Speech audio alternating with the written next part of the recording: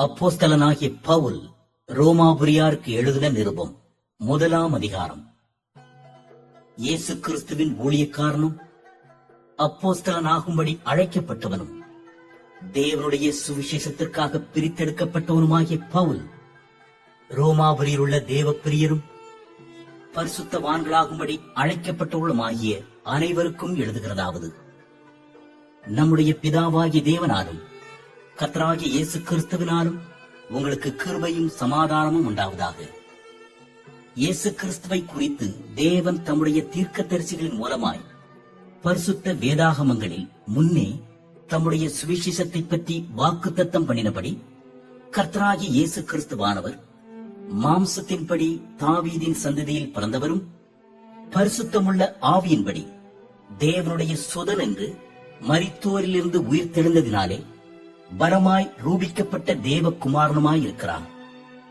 அவர் சகல ஜாதிகளையும் அவர்களுக்குள் இயேசு கிறிஸ்துவினால் அழைக்கப்பட்டவர்களாகிய உங்களையும் தமது நாமத்து நிமித்தம் விசுவாசத்துக்கு கீழ்ப்படிய பண்ணும் பொருட்டு எங்களுக்கு கிருபையையும் அப்போஸ்தல ஊழியத்தையும் அருளிச் செய்திருக்கிறார். உங்கள் விசுவாசம் உலகமெங்கும் பிரசித்தமாகிறபடியினாலே முதலாவது நான் உங்கள் எல்லாருக்காகவும் இயேசு கிறிஸ்து மூலமாய் என் தேவனை ஸ்தோத்திரிக்கிறேன். நான் ஜெபம் பண்ணும் போதெல்லாம் இடைவிடாமல் உங்களை நினைத்துக் கொண்டிருக்கிறதை குறித்து தமது குமாரனுடைய சுவிசேஷத்தினாலே என் ஆவியோடு நான் சேவிக்கிற தேவன் எனக்கு சாட்சியாயிருக்கிறார். நீங்கள் ஸ்திரப்படுவதற்காக ஆவிக்குரிய சில வரங்களை உங்களுக்கு கொடுக்கும்படிக்கும் உங்களிலும் என்னிலும் உள்ள விசுவாசத்தினால் உங்களோடே கூட நானும் ஆறுதல் அடையும் படிக்கும் உங்களை காண வாஞ்சியா இருக்கிறபடியினாலே எவ்விதத்திலாவது நான் உங்களிடத்தில் வருகிறதற்கு தேவனுடைய சித்தத்தினாலே எனக்கு நல்ல பிரயாணம் சீக்கிரத்தில் கிடைக்க வேண்டும் என்று வேண்டிக் கொள்கிறேன். சகோதரரே, புறஜாதிகளான மற்றவர்களுக்குள்ளே நான் பலனை அடைந்தது போல உங்களுக்குள்ளும் சில பலனை அடையும்படிக்கு உங்களிடத்தில் வர பலமுறை யோசனையாயிருந்தேன். ஆயினும் இதுவரைக்கும் எனக்கு தடை உண்டாயிற்று என்று நீங்கள் அறியாதிருக்க எனக்கு மனதில்லை. கிரேக்கருக்கும் மற்ற அந்நியர்களுக்கும் ஞானிகளுக்கும் மூடருக்கும் நான் கடனாளியாயிருக்கிறேன். ஆகையால் ரோமாபுரியில் இருக்கிற உங்களுக்கும் என்னால் இயன்ற மட்டும் சுவிசேஷத்தை பிரசங்கிக்க விரும்புகிறேன். கிறிஸ்துவின் சுவிசேஷத்தை குறித்து நான் வெட்கப்படேன். முன்பு யூதரிலும் பின்பு கிரேக்கரிலும் விசுவாசிக்கிறவன் எவனோ அவனுக்கு ரட்சிப்பு உண்டாவதற்கு அது தேவ பலனாயிருக்கிறது. விசுவாசத்தினாலே நீதிமான் பிழைப்பான் என்று எழுதியிருக்கிறபடி விசுவாசத்தினால் உண்டாகும் தேவ நீதி விசுவாசத்திற்கென்று அந்த சுவிசேஷத்தினால் வெளிப்படுத்தப்படுகிறது. சத்தியத்தை அநியாயத்தினாலே அடக்கி வைக்கிற மனுஷருடைய எல்லாவித அவபக்திக்கும் அநியாயத்துக்கும் விரோதமாய் தேவ கோபம் வானத்திலிருந்து வெளிப்படுத்தப்பட்டிருக்கிறது.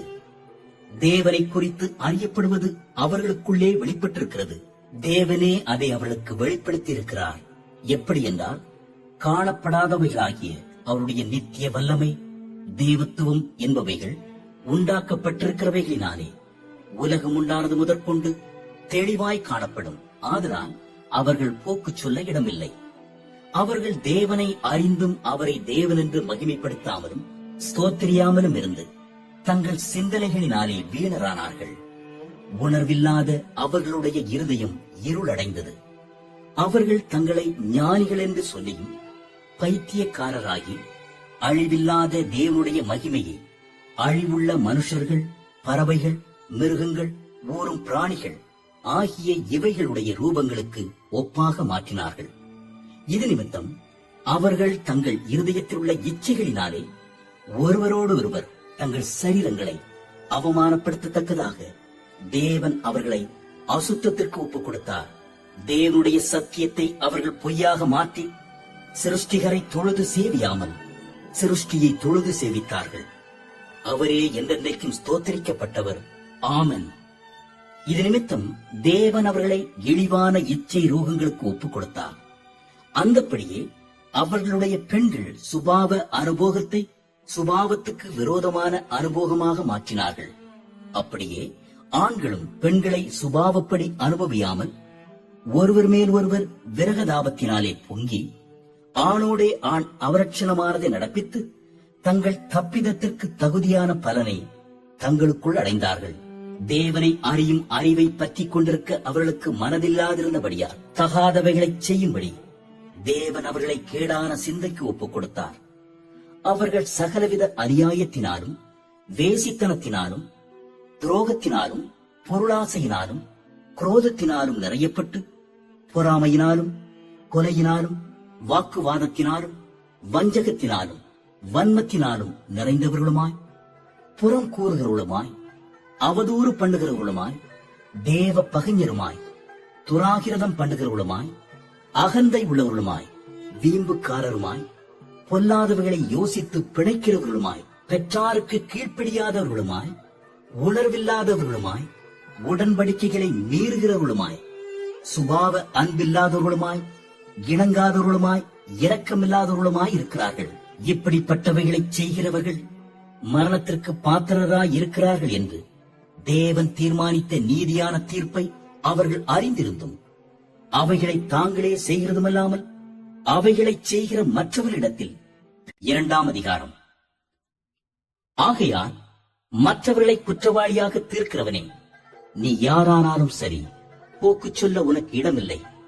நீ குற்றமாக தீர்க்கிறவைகள் எவைகளோ அவைகளை நீயே செய்கிறபடியால் நீ மற்றவர்களை குறித்து சொல்லுகிற தீர்ப்பினாலே உன்னைத்தானே குற்றவாளியாக தீர்க்கிறாய். இப்படிப்பட்டவைகளை செய்கிறவர்களுக்கு தேவனுடைய நியாய தீர்ப்பு சத்தியத்தின்படியே இருக்கிறது என்று அறிந்திருக்கிறோம். இப்படிப்பட்டவைகளை செய்கிறவர்களை குற்றவாளிகள் என்று தீர்த்தும் அவைகளையே செய்கிறவனே, நீ தேவனுடைய நியாய தீர்ப்புக்கு தப்பிக் கொள்ளலாம் என்று நினைக்கிறாயோ? அல்லது தேவ தயவு நீ குணப்படும்படி உன்னை ஏவுகிறது என்று அறியாமல் அவருடைய தயவு, பொறுமை, நீடிய சாந்தம் இவைகளின் ஐஸ்வர்யத்தை அசட்டை பண்ணுகிறாயோ? உன் மனக்கடினத்திற்கும் குணப்படாத இருதயத்திற்கும் ஏற்றபடி தேவனுடைய நீதியுள்ள தீர்ப்பு வெளிப்படும் கோபாக்கினை நாளிலே உனக்காக கோபாக்கினையை குவித்துக் கொள்கிறாயே. தேவன் அவனவனுடைய கிரியைகளுக்கு தக்கதாய் அவனவனுக்கு பலனளிப்பார். சோர்ந்து போகாமல் நற்கிரியைகளைச் செய்து மகிமையையும் கனத்தையும் அழியாமையையும் தேடுகிறவர்களுக்கு நித்திய ஜீவனை அளிப்பார். சண்டைக்காரராயிருந்து சத்தியத்திற்கு கீழ்ப்படியாமல் அநியாயத்திற்கு கீழ்ப்படிந்திருக்கிறவர்களுக்கோ உக்கிர கோபாக்கினை வரும். முன்பு யூதரிலும் பின்பு கிரேக்கரிலும் பொல்லாங்கு செய்கிற எந்த மனுஷ ஆத்மாவுக்கும் உபத்திரவமும் வியாகுலமும் உண்டாகும். முன்பு யூதரிலும் பின்பு கிரேக்கரிலும் எவன் நன்மை செய்கிறானோ அவனுக்கு மகிமையும் கனமும் சமாதானமும் உண்டாகும்.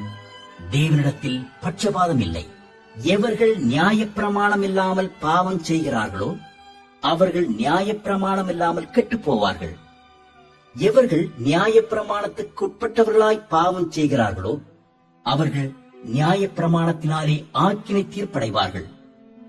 நியாயப்பிரமாணத்தை கேட்கிறவர்கள் தேவனுக்கு முன்பாக நீதிமான்கள் அல்ல, நியாயப்பிரமாணத்தின்படி செய்கிறவர்களே நீதிமான்களாக்கப்படுவார்கள்.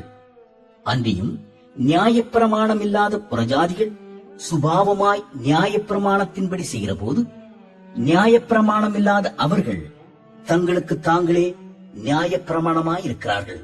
அவர்களுடைய மனச்சாட்சியும் கூட சாட்சியிடுகிறதினாலும் குற்றமுண்டு குற்றமில்லை என்று அவர்களுடைய சிந்தனைகள் ஒன்றையொன்று தீர்க்கிறதினாலும் நியாய பிரமாணத்திற்கேற்ற கிரியை தங்கள் இருதயங்களில் எழுதியிருக்கிறது என்று காண்பிக்கிறார்கள்.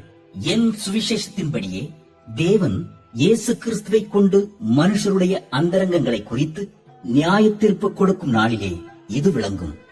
நீ யூதன் என்று பெயர் பெற்று நியாய பிரமாணத்தின் மேல் பற்றுதலாயிருந்து தேவனை குறித்து மேன்மை பாராட்டி நியாய பிரமாணத்தினால் உபதேசிக்கப்பட்டவனாய் அவருடைய சித்தத்தை அறிந்து நன்மை தீமை இன்னதென்று வகையறுக்கிறாயே. நீ உன்னை குருடருக்கு வழிகாட்டியாகவும் அந்தகாரத்தில் உள்ளவர்களுக்கு வெளிச்சமாகவும் பேதைகளுக்கு போதகனாகவும் குழந்தைகளுக்கு உபாத்தியாயனாகவும் நியாயப்பிரமாணத்தின் அறிவையும் சத்தியத்தையும் காட்டிய சட்டமுடையவனாகவும் எண்ணுகிறாயே. இப்படி இருக்க மற்றவனுக்கு போதிக்கிற நீ உனக்குத்தானே போதியாமல் இருக்கலாமா? களவு செய்யக்கூடாதென்று பிரசங்கிக்கிற நீ களவு செய்யலாமா? விபசாரம் செய்யக்கூடாது என்று சொல்லுகிற நீ விபசாரம் செய்யலாமா? விக்கிரகங்களை அருவருக்கிற நீ கோவில்களை கொள்ளையிடலாமா? நியாயப்பிரமாணத்தை குறித்து மேன்மை பாராட்டுகிற நீ நியாயப்பிரமாணத்தை மீறி நடந்து தேவனை கனவீனம் பண்ணலாமா? எழுதியிருக்கிறபடி தேவனுடைய நாமம் புறஜாதிகளுக்குள்ளே உங்கள் மூலமாய் தூஷிக்கப்படுகிறதே. நீ நியாயப்பிரமாணத்தை கை கொண்டு நடந்தால் விருத்த சேதனம் பிரயோஜனம் உள்ளதுதான். நீ நியாயப்பிரமாணத்தை மீறி நடந்தால் உன் விருத்த சேதனம் இல்லாமை ஆயிற்றே. மேலும் விருத்த சேதனம் இல்லாதவன் நியாயப்பிரமாணத்துக்கேற்ற நீதிகளை கை கொண்டால் அவனுடைய விருத்த சேதனம் இல்லாமை விருத்த சேதனம் என்றெண்ணப்படும் அல்லவா? சுபாவத்தின்படி விருத்த சேதனம் இல்லாதவனாயிருந்தும் நியாயப்பிரமாணத்தை நிறைவேற்றுகிறவனாயிருந்தால் அவன் வேத எழுத்தும் விருத்த சேதனமும் உள்ளவனாயிருந்தும் நியாயப்பிரமாணத்தை மீறுகிற உன்னை குற்றப்படுத்துவான் அல்லவா? ஆதலால் புறம்பாக யூதனானவன் யூதன் அல்ல, புறம்பாக மாம்சத்தில் செய்யப்படும் விருத்த சேதனம் அல்ல. உள்ளத்திலே யூதனானவனே யூதன், எழுத்தின்படி உண்டாகாமல் ஆவியின்படி இருதயத்தில் உண்டாகும் விருத்த சேதனமே விருத்த சேதனம். இப்படிப்பட்டவனுக்குரிய புகழ்ச்சி மனுஷராலே அல்ல, தேவனாலே உண்டாயிருக்கிறது. 3ஆம் அதிகாரம். இப்படியானால் யூதனுடைய மேன்மை என்ன? விருத்த சேதனத்தினாலே பிரயோஜனம் என்ன? அது எவ்விதத்திலும் மிகுதியாயிருக்கிறது. தேவனுடைய வாக்கியங்கள் அவர்களிடத்தில் ஒப்புவிக்கப்பட்டது விசேஷித்த மேன்மையாமே. சிலர் விசுவாசியாமற் போனாலும் என்ன? அவர்களுடைய அவிசுவாசம் தேவனுடைய உண்மையை அவமாக்குமோ? அப்படியாக்க மாட்டாது. நீர் உம்முடைய வசனங்களில் நீதிபரராய் விளங்கவும் உம்முடைய நியாயம் விசாரிக்கப்படும் போது வெற்றியடையவும் இப்படியாயிற்று என்று எழுதியிருக்கிறபடி தேவனே சத்தியபரர் என்றும் எந்த மனுஷனும் பொய்யன் என்றும் சொல்வோமாக. நான் மனுஷர் பேசுகிற பிரகாரமாய் பேசுகிறேன். நம்முடைய அநீதி தேவனுடைய நீதியை விளங்க பண்ணினால் என்ன சொல்லுவோம்? கோபாக்கினையை செலுத்துகிற தேவன் அநீதராயிருக்கிறார் என்று சொல்லலாமா? அப்படி சொல்லக்கூடாது. சொல்லக்கூடுமானால் தேவன் உலகத்தை நியாயம் தீர்ப்பது எப்படி? அன்றியும் என் பொய்யினாலே தேவனுடைய சத்தியம் அவருக்கு மகிமையுண்டாக விளங்கினதுண்டானால் இனி நான் பாவி என்று தீர்க்கப்படுவானே? நன்மை வரும்படிக்கு தீமை செய்வோமாக என்றும் சொல்லலாம் அல்லவா? நாங்கள் அப்படி போதிக்கிறவர்கள் என்றும் சிலர் எங்களை தூஷித்து சொல்லுகிறார்களே. அப்படி போதிக்கிறவர்கள் மேல் வரும் ஆக்கினை நீதியாயிருக்கும். ஆனாலும் என்ன, அவர்களை பார்க்கிலும் நாங்கள் விசேஷித்தவர்களா? எவ்வளவேனும் விசேஷித்தவர்கள் அல்ல. யூதர் கிரேக்கர் யாவரும் பாவத்திற்குட்பட்டவர்கள் என்பதை முன்பு திருஷ்டாந்தப்படுத்தினோமே. அந்தப்படியே நீதிமான் ஒருவனாகிலும் இல்லை, குணர்வுள்ளவன் இல்லை, தேவனை தேடுகிறவன் இல்லை. எல்லாரும் வழி தப்பி ஏகமாய் கெட்டுப் போனார்கள். நன்மை செய்கிறவன் இல்லை, ஒருவனாகிலும் இல்லை. அவர்கள் தொண்டை திறக்கப்பட்ட பிரேதக்குழி, தங்கள் நாவுகளால் வஞ்சனை செய்கிறார்கள். அவர்களுடைய உதடுகளின் கீழே பாம்பின் விஷம் இருக்கிறது. அவர்கள் வாய் சபிப்பினாலும் கசப்பினாலும் நிறைந்திருக்கிறது. அவர்கள் கால்கள் ரத்தம் சிந்துகிறதற்கு தீவிரிக்கிறது. நாசமும் நிர்பந்தமும் அவர்கள் வழிகளில் இருக்கிறது. சமாதான வழியை அவர்கள் அறியாதிருக்கிறார்கள். அவர்கள் கண்களுக்கு முன்பாக தெய்வ பயம் இல்லை என்று எழுதியிருக்கிறதே. மேலும் வாய்கள் யாவும் அடைக்கப்படும்படிக்கும் உலகத்தார் யாவரும் தேவனுடைய ஆக்கினை தீர்ப்புக்கு ஏதுவானவர்களாகும்படிக்கும் நியாயப்பிரமாணம் சொல்லுகிறதெல்லாம் நியாயப்பிரமாணத்துக்கு உட்பட்டிருக்கிறவர்களுக்கே சொல்லுகிறது என்று அறிந்திருக்கிறோம்.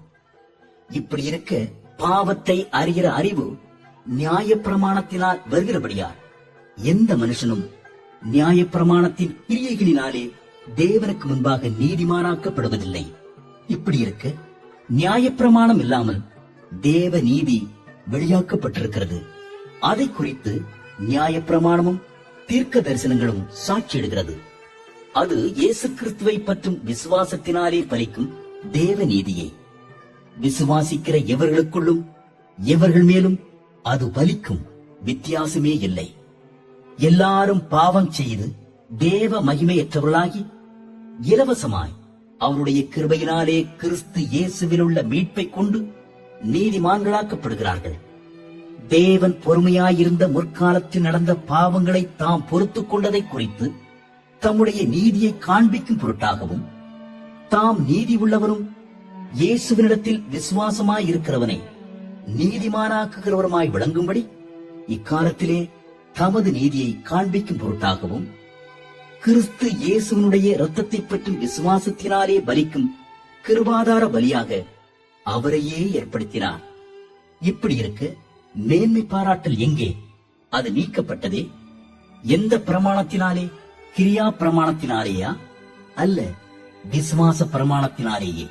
ஆதலால் மனுஷன் நியாய பிரமாணத்தின் கிரியைகள் இல்லாமல் விசுவாசத்தினாலேயே நீதிமானாக்கப்படுகிறான் என்று தீர்க்கிறோம். தேவன் யூதருக்கு மாத்திரமா தேவன்? புறஜாதிகளுக்கும் தேவன் அல்லவா? ஆம், புறஜாதிகளுக்கும் அவர் தேவன்தான். விருத்த சேதனம் உள்ளவர்களை விசுவாசத்தினாலும், விருத்த சேதனம் இல்லாதவர்களை விசுவாசத்தின் மூலமாயும் நீதிமான்களாக்குகிற தேவன் ஒருவரே. அப்படியானால் விசுவாசத்தினாலே நியாய பிரமாணத்தை அவமாக்குகிறோமா? அப்படி அல்ல, நியாய பிரமாணத்தை நிலைநிறுத்துகிறோமே. 4ஆம் அதிகாரம். அப்படியானால் நம்முடைய தகப்பனாகிய ஆபிரகாம் மாம்சத்தின்படி என்னத்தை கண்டடைந்தான் என்று சொல்லுவோம்? ஆபிரகாம் கிரியைகளினாலே நீதிமானாக்கப்பட்டானாகில் மேன்மை பாராட்ட அவனுக்கு ஏது உண்டு? ஆகிலும் தேவனுக்கு முன்பாக மேன்மை பாராட்ட ஏதுவில்லை. வேத வாக்கியம் என்ன சொல்லுகிறது? ஆபிரகாம் தேவனை விசுவாசித்தான், அது அவனுக்கு நீதியாக எண்ணப்பட்டது என்று சொல்லுகிறது. கிரியை செய்கிறவனுக்கு வருகிற கூலி கிருபை என்று எண்ணப்படாமல் கடன் என்று எண்ணப்படும். ஒருவன் கிரியை செய்யாமல் பாவியை நீதிமானாக்குகிறவரிடத்தில் விசுவாசம் வைக்கிறவனாயிருந்தால் அவனுடைய விசுவாசமே அவனுக்கு நீதியாக எண்ணப்படும். அந்தப்படி கிரியைகள் இல்லாமல் தேவனாலே நீதிமான் என்று எண்ணப்படுகிற மனுஷனுடைய பாக்கியத்தை காண்பிக்கும் பொருட்டு எவர்களுடைய அக்கிரமங்கள் மன்னிக்கப்பட்டதோ, எவர்களுடைய பாவங்கள் மூடப்பட்டதோ அவர்கள் பாக்கியவான்கள். எவனுடைய பாவத்தை கர்த்தர் எண்ணாதிருக்கிறாரோ அவன் பாக்கியவான் என்று தாவீது சொல்லியிருக்கிறான். இந்த பாக்கியம் விருத்த சேதனம் உள்ளவனுக்கு மாத்திரம் வருமோ, விருத்த சேதனம் இல்லாதவனுக்கும் வருமோ? ஆபிரகாமுக்கு விசுவாசம் நீதியாக எண்ணப்பட்டது என்று சொல்லுகிறோமே, அது எப்பொழுது அவனுக்கு அப்படி எண்ணப்பட்டது? அவன் விருத்த சேதனம் உள்ளவனாயிருந்த போதோ, விருத்த சேதனம் இல்லாதவனாயிருந்த போதோ? விருத்த சேதனம் உள்ளவனாயிருந்த போதல்ல, விருத்த சேதனம் இல்லாதவனாயிருந்த போதே. மேலும் விருத்த சேதனம் இல்லாத காலத்தில் அவன் விசுவாசத்தினாலே அடைந்த நீதிக்கு முத்திரையாக விருத்த சேதனமாகிய அடையாளத்தை பெற்றான். விருத்த சேதனம் இல்லாதவர்களாய் விசுவாசிக்கிற யாவருக்கும் நீதி எண்ணப்படும் பொருட்டாக அவர்களுக்கு அவன் தகப்பனாயிருக்கும்படிக்கும் விருத்த சேதனத்தை பெற்றவர்களாய் மாத்திரமல்ல, நம்முடைய தகப்பனாகிய ஆபிரகாம் விருத்த சேதனமில்லாத காலத்தில் அடைந்த விசுவாசமாகிய அடிச்சுவடுகளில் நடக்கிறவளுமாயிருக்கிறவளுக்கு தகப்பனாயிருக்கும்படிக்கும் அந்த அடையாளத்தை பெற்றான். அன்றியும் உலகத்தை சுதந்தரிப்பான் என்கிற வாக்குத்தத்தம் ஆபிரகாமுக்காவது அவன் சந்ததிக்காவது நியாயப்பிரமாணத்தினால் கிடையாமல் விசுவாசத்தினால் வருகிற நீதியினால் கிடைத்தது. நியாயப்பிரமாணத்தை சார்ந்தவர்கள் சுதந்திரவாளிகளானால் விசுவாசம் வீணாய்ப்போம், வாக்குத்தத்தமும் அவமாகும். மேலும் நியாயப்பிரமாணம் கோபாக்கினையை உண்டாக்குகிறது. நியாயப்பிரமாணம் இல்லாவிட்டால் மீறுதலும் இல்லை. ஆதலால் சுதந்திரமானது கிருபையினால் உண்டாகிறதா இருக்கும்படிக்கு அது விசுவாசத்தினாலே வருகிறது.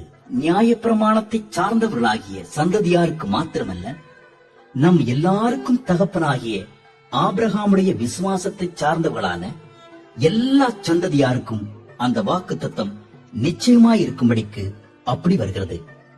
அநேக ஜாதிகளுக்கு உன்னை தகப்பனாக ஏற்படுத்தினேன் என்று எழுதியிருக்கிறபடி அவன் தான் விசுவாசித்தவருமாய் மரித்தோரை உயிர்ப்பித்து இல்லாதவர்களை இருக்கிறவைகளைப் போல் அழைக்கிறவருமாயிருக்கிற தேவனுக்கு முன்பாக நம் எல்லாருக்கும் தகப்பனானான். உன் சந்ததி இவ்வளவாயிருக்கும் என்று சொல்லப்பட்டபடியே தான் அநேக ஜாதிகளுக்கு தகப்பனாவதை நம்புகிறதற்கு ஏதுவில்லாதிருந்தும் அதை நம்பிக்கையோடே விசுவாசித்தான். அவன் விசுவாசத்திலே பலவீனமாயிருக்கவில்லை. அவன் ஏறக்குறைய 100 வயது உள்ளவனாயிருக்கும் போது தன் சரீரம் செத்து போனதையும் சாராளுடைய கற்பம் செத்து போனதையும் எண்ணாதிருந்தான். தேவனுடைய வாக்குத்தத்தத்தை குறித்து அவன் அவிசுவாசமாய் சந்தேகப்படாமல் தேவன் வாக்குத்தத்தம் பண்ணினதை நிறைவேற்ற வல்லவராய் இருக்கிறார் என்று முழு நிச்சயமாய் நம்பி தேவனை மகிமைப்படுத்தி விசுவாசத்தில் வல்லவனானான். ஆகையால் அது அவனுக்கு நீதியாக எண்ணப்பட்டது. அது அவனுக்கு நீதியாக எண்ணப்பட்டது என்பது அவனுக்காக மாத்திரமல்ல, நமக்காகவும் எழுதப்பட்டிருக்கிறது. நம்முடைய கர்த்தராகிய இயேசுவை மரித்தோரிலிருந்து எழுப்பினவரை விசுவாசிக்கிற நமக்கும் அப்படியே எண்ணப்படும். அவர் நம்முடைய பாவங்களுக்காக ஒப்புக் கொடுக்கப்பட்டும் நாம் நீதிமான்களாக்கப்படுவதற்காக எழுப்பப்பட்டும் இருக்கிறார். 5ஆம் அதிகாரம். இவ்விதமாக நாம் விசுவாசத்தினாலே நீதிமான்களாக்கப்பட்டிருக்கிறபடியால் நம்முடைய கர்த்தராகிய இயேசு கிறிஸ்து மூலமாய் தேவனிடத்தில் சமாதானம் பெற்றிருக்கிறோம்.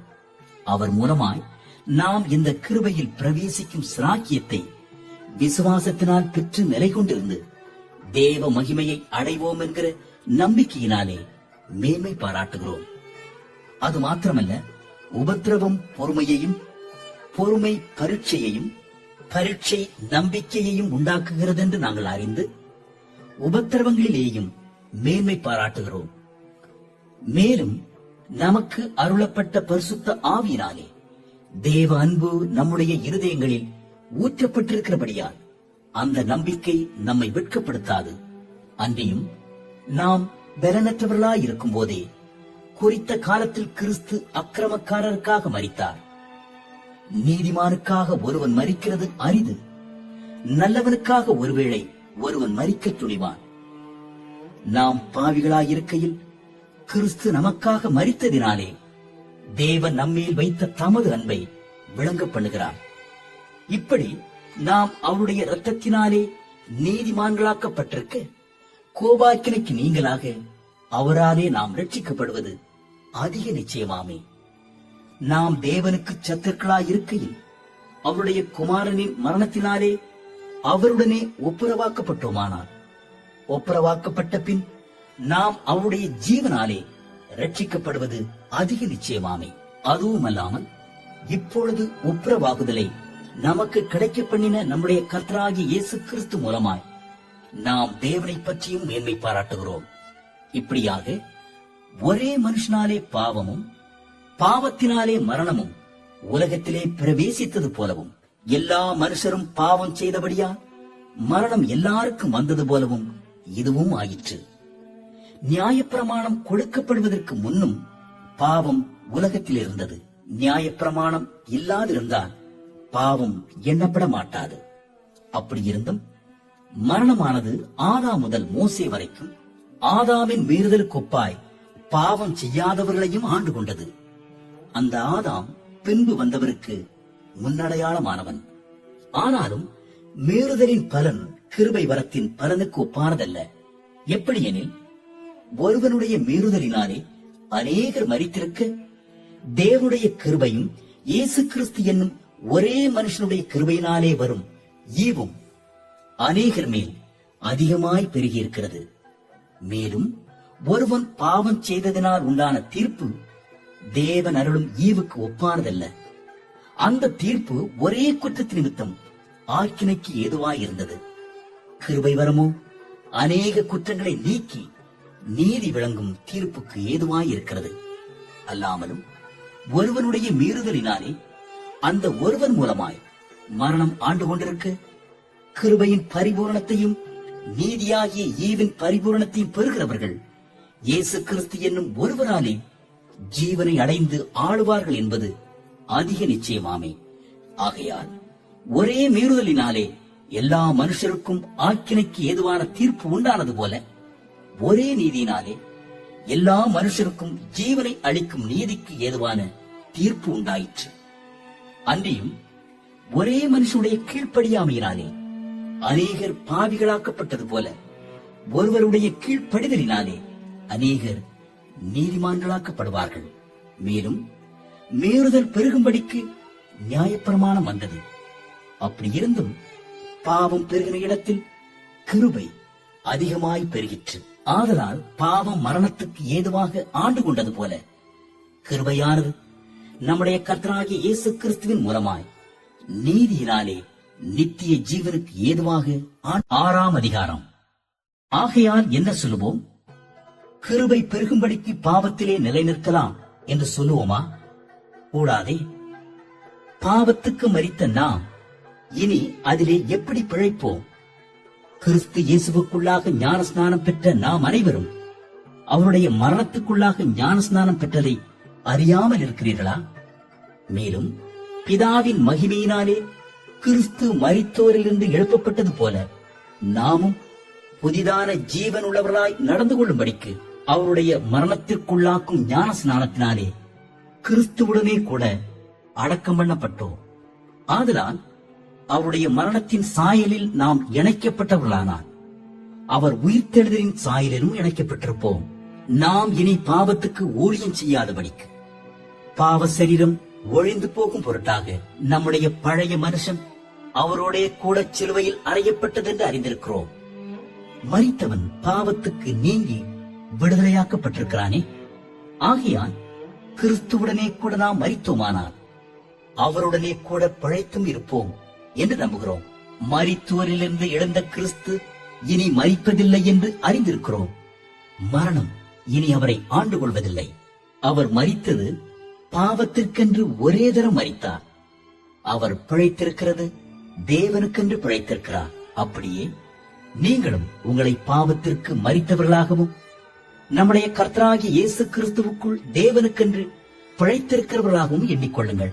ஆகையால் நீங்கள் சரீர இச்சைகளின்படி பாவத்திற்கு கீழ்ப்படியத்தக்கதாக சாவுக்கு ஏதுவான உங்கள் சரீரத்தில் பாவம் ஆளாதிருப்பதாக நீங்கள் உங்கள் அவயவங்களை அநீதியின் ஆயுதங்களாக பாவத்திற்கு ஒப்புக்கொடாமல் உங்களை மரித்தோரிலிருந்து பிழைத்திருக்கிறவர்களாக தேவனுக்கு ஒப்புக் கொடுத்து உங்கள் அவயவங்களை நீதிக்குரிய ஆயுதங்களாக தேவனுக்கு ஒப்புக் கொடுங்கள். நீங்கள் நியாய பிரமாணத்திற்கு கீழ்ப்பட்டிராமல் கிருபைக்கு கீழ்ப்பட்டிருக்கிறபடியால் பாவம் உங்களை மேற்கொள்ள மாட்டாது. இதனால் என்ன? நாம் நியாய பிரமாணத்திற்கு கீழ்ப்பட்டிராமல் கிருபைக்கு கீழ்ப்பட்டிருக்கிறபடியால் பாவம் செய்யலாமா? கூடாதே. மரணத்துக்கு ஏதுவான பாவத்துக்கானாலும் நீதிக்கு ஏதுவான கீழ்ப்படிதலுக்கானாலும் எதற்கு கீழ்ப்படியும்படி உங்களை அடிமைகளாக ஒப்புக் கொடுக்கிறீர்களோ அதற்கே கீழ்ப்படுகிற அடிமைகளாயிருக்கிறீர்கள் என்று அறியீர்களா? முன்னே நீங்கள் பாவத்திற்கு அடிமைகளாயிருந்தும் இப்பொழுது உங்களுக்கு ஒப்புவிக்கப்பட்ட உபதேச சட்டத்திற்கு நீங்கள் மனப்பூர்வமாய் கீழ்ப்படிந்ததினாலே தேவனுக்கு ஸ்தோத்திரம். பாவத்தினின்று நீங்கள் விடுதலையாக்கப்பட்டு நீதிக்கு அடிமைகளானீர்கள். உங்கள் மாம்ச பலவீனத்தின் நிமித்தம் மனுஷர் பேசுகிற பிரகாரமாய் பேசுகிறேன்.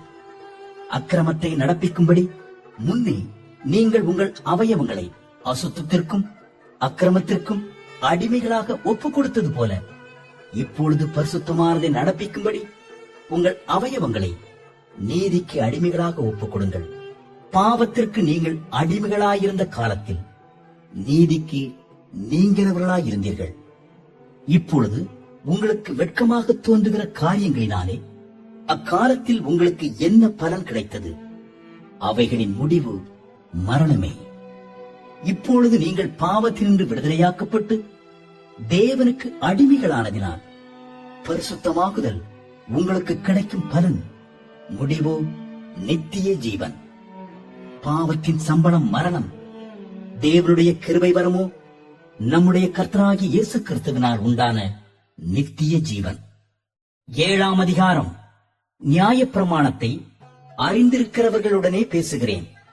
சகோதரரே, ஒரு மனுஷன் உயிரோடு இருக்கும் அளவும் நியாயப்பிரமாணம் அவனை ஆளுகிறதென்று அறியாமல் இருக்கிறீர்களா?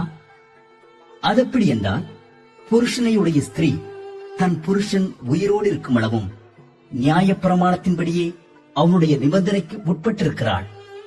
புருஷன் மரித்த பின்பு புருஷனை பற்றிய பிரமாணத்தினின்று விடுதலையாயிருக்கிறாள். ஆகையால் புருஷன் உயிரோடு இருக்கையில் அவள் வேறொரு புருஷனை விவாகம் பண்ணினார், விபசாரி எண்ணப்படுவாள். புருஷன் மரித்த பின்பு அவள் அந்த பிரமாணத்தினின்று விடுதலையானபடியால் வேறொரு புருஷனை விவாகம் பண்ணினாலும் விபசாரி அல்ல. அப்படி போல என் சகோதரரே, நீங்கள் மரித்தோரிலிருந்து எழுந்த கிறிஸ்து என்னும் வேறொருடையவளாகி தேவனுக்கென்று கனி கொடுக்கும்படி கிறிஸ்துவின் சரீரத்தினாலே நியாய பிரமாணத்துக்கு மரித்தவர்களானீர்கள். நாம் மாம்சத்திற்கு உட்பட்டிருந்த காலத்தில் நியாய பிரமாணத்தினாலே தோன்றிய பாவ இச்சைகள் மரணத்திற்கு ஏதுவான கனிகளை கொடுக்கத்தக்கதாக நம்முடைய அவயவங்களிலே பலம் செய்தது. இப்பொழுதோ நாம் பழமையான எழுத்தின்படி அல்ல, புதுமையான ஆவியின்படி ஊழியம் செய்யத்தக்கதாக நம்மை கட்டியிருந்த நியாய பிரமாணத்துக்கு நாம் மரித்தவர்களாகி அதினின்று விடுதலையாக்கப்பட்டிருக்கிறோம். ஆகையால் என்ன சொல்லுவோம்? நியாய பிரமாணம் பாவமோ? அல்லவே. பாவம் இன்னதென்று நியாய பிரமாணத்தினால் நான் அறிந்தேனே என்று மற்றபடி அறியவில்லை. இச்சையாதிருப்பாயாக என்று நியாய பிரமாணம் சொல்லாதிருந்தால் இச்சை பாவம் என்று நான் அறியாமல் இருப்பேனே. பாவமானது கற்பனையினாலே சமயம் பெற்று சகலவித இச்சைகளையும் என்னில் நடப்பித்தது. நியாய பிரமாணம் இல்லாவிட்டால் பாவம் செத்ததாயிருக்குமே. முன்னே நியாய பிரமாணம் இல்லாதவனாய் இருந்தபோது நான் ஜீவனுள்ளவனாயிருந்தேன். கற்பனை வந்தபோது பாவம் உயிர் கொண்டது, நான் மரித்தவனானேன். இப்படி இருக்க ஜீவனுக்கு ஏதுவான கற்பனையே எனக்கு மரணத்துக்கு ஏதுவாய் இருக்க கண்டேன். பாவமானது கற்பனையினாலே சமயம் பெற்று என்னை வஞ்சித்து அதனாலே என்னை கொன்றது. ஆகையால் நியாயப்பிரமாணம் பரிசுத்தமுள்ளதுதான். கற்பனையும் பரிசுத்தமாயும் நீதியாயும் நன்மையாயும் இருக்கிறது. இப்படி இருக்க நன்மையானது எனக்கு மரணமாயிற்றோ? அப்படி அல்ல, பாவமே எனக்கு மரணமாயிற்று. பாவம் கற்பனையினாலே மிகுந்த பாவமுள்ளதாகும் படிக்கும். அது நன்மையானதை கொண்டு எனக்கு மரணத்தை உண்டாக்கினதினாலே பாவமாகவே விளங்கும்படிக்கும் அப்படியாயிற்று. மேலும் நமக்கு தெரிந்திருக்கிறபடி நியாயப்பிரமாணம் ஆவிக்குரியதாயிருக்கிறது. நானும் பாவத்துக்கு கீழாக விற்கப்பட்டு மாம்சத்துக்குரியவனாயிருக்கிறேன். எப்படியெனில் நான் செய்கிறது எனக்கே சம்மதியில்லை. நான் விரும்புகிறதை செய்யாமல் நான் வெறுக்கிறதையே செய்கிறேன். இப்படி நான் விரும்பாததை செய்கிறவனாயிருக்க நியாயப்பிரமாணம் நல்லதென்று ஒத்துக்கொள்கிறேனே. ஆதலால் நான் அல்ல, எனக்குள் வாசமாயிருக்கிற பாவமே அப்படி செய்கிறது. அதெப்படியெனில் என்னிடத்தில், அதாவது என் மாம்சத்தில் நன்மை வாசமாயிருக்கிறதில்லை என்று நான் அறிந்திருக்கிறேன். நன்மை செய்ய வேண்டும் என்கிற விருப்பம் என்னிடத்தில் இருக்கிறது, நன்மை செய்வதோ என்னிடத்தில் இல்லை. ஆதலால் நான் விரும்புகிற நன்மையை செய்யாமல் விரும்பாத தீமையையே செய்கிறேன். அந்தப்படி நான் விரும்பாததை நான் செய்தால் நான் அல்ல, எனக்குள்ளே வாசமாயிருக்கிற பாவமே அப்படி செய்கிறது. ஆனபடியா நன்மை செய்ய விரும்புகிற என்னிடத்தில் தீமை உண்டென்கிற ஒரு பிரமாணத்தை காண்கிறேன். உள்ளான மனுஷனுக்கேற்றபடி தேவனுடைய நியாய பிரமாணத்தின் மேல் பிரியமாயிருக்கிறேன். ஆகிலும் என் மனதின் பிரமாணத்துக்கு விரோதமாய் போராடுகிற வேறொரு பிரமாணத்தை என் அவயவங்களில் இருக்க காண்கிறேன். அது என் அவயவங்களில் உண்டாயிருக்கிற பாவ பிரமாணத்துக்கு என்னை சிறையாக்கிக் கொள்கிறது. நிர்பந்தமான மனுஷன் நான். இந்த மரண சரீரத்தினின்று யார் என்னை விடுதலையாக்குவார்? நம்முடைய கர்த்தராகிய இயேசு கிறிஸ்து மூலமாய் தேவனை ஸ்தோத்தரிக்கிறேன். ஆதலால் நானே என் மனதினாலே தேவனுடைய நியாய பிரமாணத்துக்கும் மாம்சத்தினாலேயோ பாவ பிரமாணத்துக்கும் ஊழியம் செய்கிறேன். 8ஆம் அதிகாரம். ஆனபடியால் கிறிஸ்து இயேசுவுக்கு உட்பட்டவர்களாயிருந்து மாம்சத்தின்படி நடவாமல் ஆவியின்படியே நடக்கிறவர்களுக்கு ஆக்கின தீர்ப்பில்லை. கிறிஸ்து இயேசுவினாலே ஜீவனுடைய ஆவியின் பிரமாணம் என்னை பாவம் மரணம் என்பவைகளின் பிரமாணத்தினின்று விடுதலையாக்கிற்றே. அதெப்படியெனில் மாம்சத்தினாலே பலவீனமாயிருந்த நியாய பிரமாணம் செய்யக்கூடாததே தேவனே செய்யும்படிக்கு தம்முடைய குமாரனை பாவ மாம்சத்தின் சாயலாகவும் பாவத்தை போக்கும் பலியாகவும் அனுப்பி மாம்சத்திலே பாவத்தை ஆக்கினைக்குள்ளாக தீர்த்தார். மாம்சத்தின்படி நடவாமல் ஆவியின்படி நடக்கிற நம்மிடத்தில் நியாயப்பிரமாணத்தின் நீதி நிறைவேறும்படிக்கே அப்படி செய்தார்.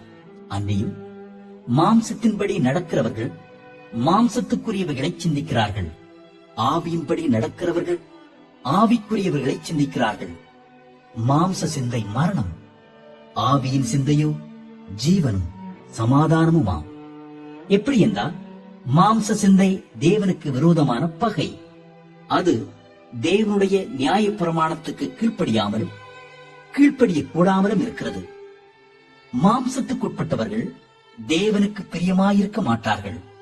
தேவனுடைய ஆவி உங்களில் வாசமாயிருந்தால் நீங்கள் மாம்சத்துக்குட்பட்டவர்களாயிராமல் ஆவிக்குட்பட்டவர்களாயிருப்பீர்கள். கிறிஸ்துவின் ஆவி இல்லாதவன் அவருடையவன் அல்ல. மேலும் கிறிஸ்து உங்களில் இருந்தால் சரீரமானது பாவத்தி நிமித்தம் மரித்ததாயும் ஆவியானது நீதி நிமித்தம் ஜீவனுள்ளதாயும் இருக்கும். அன்றியும் இயேசுவை மரித்தோரிலிருந்து எழுப்பினருடைய ஆவி உங்களில் வாசமாயிருந்தால் கிறிஸ்துவை மரித்தோரிலிருந்து எழுப்பினவர் உங்களில் வாசமாயிருக்கிற தம்முடைய ஆவியினாலே சாவுக்கு ஏதுவான உங்கள் சரீரங்களையும் உயிர்ப்பிப்பார். ஆகையார் சகோதரரே, மாம்சத்தின்படி பிழைப்பதற்கு நாம் மாம்சத்துக்கு கடனாளிகள் அல்ல. மாம்சத்தின்படி பிழைத்தால் சாவீர்கள், ஆவியினாலே சரீரத்தின் செய்கைகளை அழித்தால் பிழைப்பீர்கள். மேலும் எவர்கள் தேவனுடைய ஆவியினாலே நடத்தப்படுகிறார்களோ அவர்கள் தேவனுடைய புத்திரராயிருக்கிறார்கள். அந்தப்படி திரும்பவும் பயப்படுகிறதற்கு நீங்கள் அடிமைத்தனத்தின் ஆவியை பெறாமல் அப்பா பிதாவே என்று கூப்பிட பண்ணுகிற புத்திர சுவிகாரத்தின் ஆவியை பெற்றீர்கள். நாம் தேவனுடைய பிள்ளைகளாய் இருக்கிறோம் என்று ஆவியானவர் தாமே நம்முடைய ஆவியுடனே கூட சாட்சி கொடுக்கிறார். நாம் பிள்ளைகளானால் சுதந்திரரும் ஆமே, தேவனுடைய சுதந்திரரும் கிறிஸ்துவுக்கு உடன் சுதந்திரரும் ஆமே. கிறிஸ்துவுடனே கூட நாம் மகிமைப்படும்படிக்கு அவருடனே கூட பாடுபட்டால் அப்படியாகும். ஆதலால் இக்காலத்து பாடுகள் இனி நம்மிடத்தில் வெளிப்படும் மகிமைக்கு ஒப்பிடத்தக்கவைகள் அல்லவென்று எண்ணுகிறேன். மேலும் தேவனுடைய புத்திரர் வெளிப்படுவதற்கு சிருஷ்டியானது மிகுந்த ஆவலோடே காத்துக் கொண்டிருக்கிறது. அதேனென்றால் சிருஷ்டியானது அழிவுக்குரிய அடிமைத்தனத்தினின்று விடுதலையாக்கப்பட்டு தேவனுடைய பிள்ளைகளுக்குரிய மகிமையான சுயாதீனத்தை பெற்றுக் கொள்ளும் என்கிற நம்பிக்கையோட அந்த சிருஷ்டியானது சுய இஷ்டத்தினாலே அல்ல, கீழ்ப்படுத்தினவராலேயே மாயைக்கு கீழ்ப்பட்டிருக்கிறது. ஆகையால் நமக்கு தெரிந்திருக்கிறபடி இதுவரைக்கும் சர்வ சிருஷ்டியும் ஏகமாய் தவித்து பிரசவ வேதனைப்படுகிறது. அதுவும் அல்லாமல் ஆவியின் முதற் பலன்களை பெற்ற நாமும் கூட நம்முடைய சரீர மீட்பாகிய புத்திர சுவிகாரம் வருகிறதற்கு காத்திருந்து நமக்குள்ளே தவிக்கிறோம். அந்த நம்பிக்கையினாலே நாம் ரட்சிக்கப்பட்டிருக்கிறோம். காணப்படுகிறதை நம்புகிறது நம்பிக்கை அல்ல. ஒருவன் தான் காண்கிறதை நம்ப வேண்டுவதென்ன?